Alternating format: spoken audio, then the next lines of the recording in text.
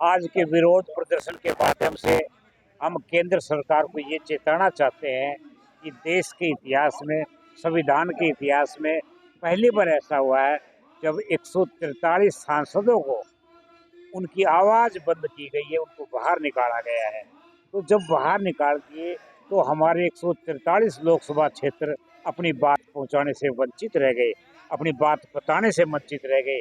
तो आज का ये तानाशाही रवैया जो चल रहा है, जो इनको निकाला जा रहा है, प्रजातंत्र का हनन किया जा रहा है, इसको लेकर के वो अंदर भ्रष्टाचार के खिलाफ बात करना चाहते हैं, अंदर बात करना चाहते हैं पार्लियामेंट में। जो आतंकवादी घुसे, जो चोर घुसे, वो कैसे घुसे, सुरक्षा में चूक कैसे हुई, इस पर बात करना चाहते हैं। वो निजीकरण के खिलाफ बात करना चाहते हैं, रोजगार के पक्ष में बात करना चाहते हैं।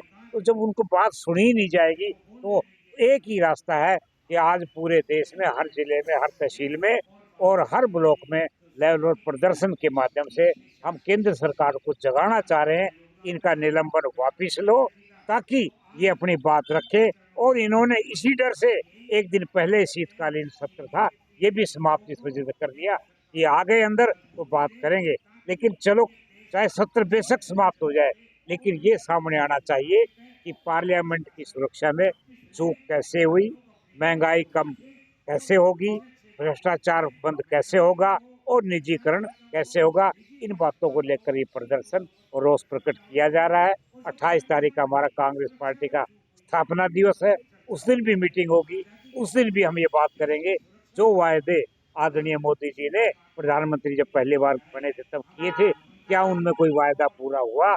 नहीं हुआ तो फिर हम वोट किस वजह से मांग रहे हैं?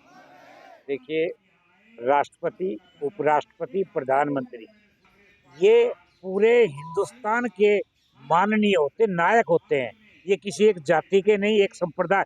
ये दुर्भाग्य है कि इनको एक जाति से जोड़ा जाता है। यानी राष्ट्रपति महोदया यानी एक हमारे सम्मानित पद, सर्वोच्च पद पर है। तो अगर हम ये कहें कि आज वो एसटी से, एससी से, ये दुर्भाग्य है। वो सबकी नेता, हमारे गणमान्य है, उपराष्ट्रपति हमारे सम्माननीय, प्रधानमंत्री हमारे सब, इनके बारे में ना किसी को कहना चाहिए और ना ही कहना चाहिए। क्या कहा क्या नहीं कहा ये आगे की बात है। राहुल गांधी जी ने कल दीपेंद्र जी का या पुतला फूका गया, दीपेंद्र जी ने कुछ बोला ही नहीं। अरे आपने कोई बात तो अंदर बैठाइए, उनको बुलाइए, बैठ करके बात कीजिए, वो बताएंगे क्या कहा क्या नहीं कहा। एक बात को उछाला जा रहा है कि उपराष्ट्रपति की जाति सूचक कहा। उपराष्ट्रपति तो 36 बिरादरी के होते हैं, पूरे समाज के उपराष्ट्रपति है। एक जाति से बांधना ये हमारा दुर्भाग्य होगा, वो हमारे सम्मान नहीं। मध्य देश से इन लोगों को तो सम्मान, इनका सबको सम्मान करना चाहिए। इनके बारे में तो तू शब्द भी नहीं कहना चाहिए किसी। राहुल जी ने तो कुछ कहा ही नहीं, माफी मांगे बैठ करके बात करो, अंदर बुलाओ तो अंदर बैठाओ, बैठ के बात करो। उनको तो बाहर निकाल दिया, माफी अंदर बैठेंगे बात करेंगे जब भी तो होगा जो कुछ होगा। उनको अंदर बुलाया नहीं, बाहर बैठ के क्या बात कर रहे हैं? तो उनको अंदर बुलाए, बैठ करके बात करे, कोई बात है तो वो जवाब दे देंगे। जो हमारे एक एमपी थे, कहा है नहीं कहा है वही तो जवाब देंगे क्या कहा है। तो इसलिए उनको बुलाकर बात करनी चाहिए। कांग्रेस का आज विरोध प्रदर्शन था। पूरे प्रदेश के सभी जिलों में विरोध प्रदर्शन निकाला गया। आज रेवाड़ी में भी विरोध प्रदर्शन निकाला गया, जो गांधी चौक पर यहाँ विरोध जताया गया है। इसी पर जिला प्रभारी राधेश्याम शर्मा जो नारों पूर्व विधायक है, वो रेवाड़ी पहुंचे नेतृत्व करते हुए। आज उन्हीं से ज्यादा बात करते हैं, क्या विरोध प्रदर्शन का कारण क्या था और क्या उनकी आगे की रणनीति है। सर, आप पंजाब केसरी में स्वागत है। सर, क्या कहेंगे, आज विरोध प्रदर्शन निकाला गया था, क्या कुछ उद्देश्य था इस विरोध का? ऐसा है कि प्रधानमंत्री जी ने तानाशाही रवैया अपना करके लोकतंत्र की हत्या करी। 146 सांसदों को सस्पेंड कर दिया सारे शीतकालीन सत्र के लिए। जो जनप्रतिनिधि वहाँ जनता की आवाज़ उठाने गए थे, उनको आपने बाहर निकाल दिया, तो फिर जनता की आवाज़ कौन उठाएगा? और जनतंत्र में तो जनता का ही है सब कुछ, और जनता का सब कुछ है, जिसका सब कुछ है उसका ही सब कुछ छीन रहे हो आप, तो फिर कैसे काम चलेगा?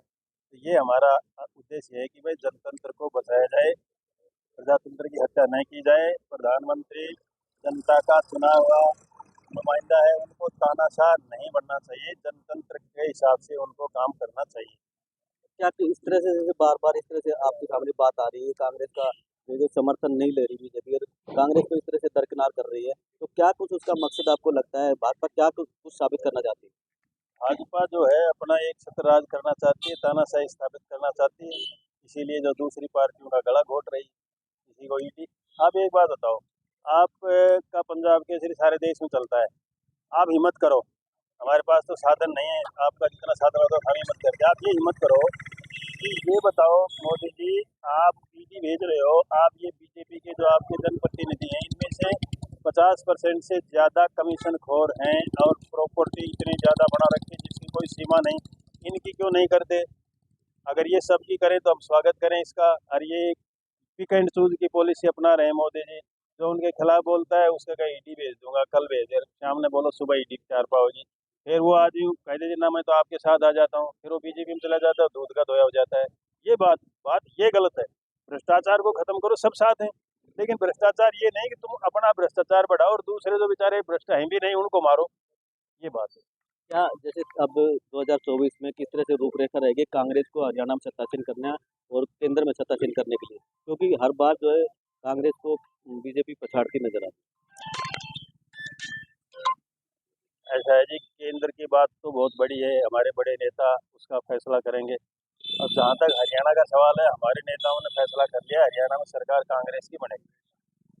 किस तरह से आएगी, किस तरह से आप कह रहे हैं, क्योंकि तीसरी बार बीजेपी कह रही है कि तीसरी बार सत्ता में आएगी। कहने को तो मैं कह दूंगा कि भाई मैं भी एमएलए बनूंगा, पार्टी टिकट देगी जब भी बनूंगा, और ना देगी जब भी बनूंगा, जनता वोट नहीं देगी तो भी बनूंगा, देगी, इसका कोई इलाज थोड़ी है कहने का। कोई रोड मैप तो आपने तैयार रोड किया मैप है ना हमारे पास है, हमारे नेताओं ने हर हल्के में जा करके मीटिंग करी है, ग्राम पंचायतों के लेवल तक, और जनता हमारे साथ है, और आपके पास ये रिपोर्टें आती रही होंगी।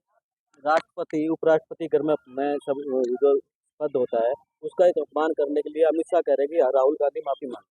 नहीं, राहुल गांधी का कोई कसूर नहीं है, ठीक है, और हमारे नेताओं का, हरियाणा के नेताओं का कोई कसूर नहीं है, दीपेंद्र हुड्डा का कोई कसूर नहीं है, कसूर है तो उसको करने का है, जिसने ये किया उसको सजा तो क्यों नहीं देता?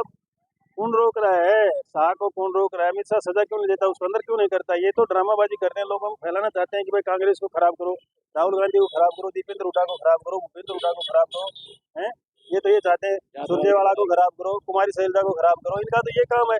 यानी शीर्ष नेतृत्व को कमजोर करना चाहती है, शीर्ष सबको कमजोर करना चाहती है पार्टी, उसको अरेस्ट क्यों नहीं करती आज तक? उस एमएलए को एमपी अरेस्ट क्यों नहीं करे आज तक? क्या ड्रामा करा रही है ये बताओ ना आप?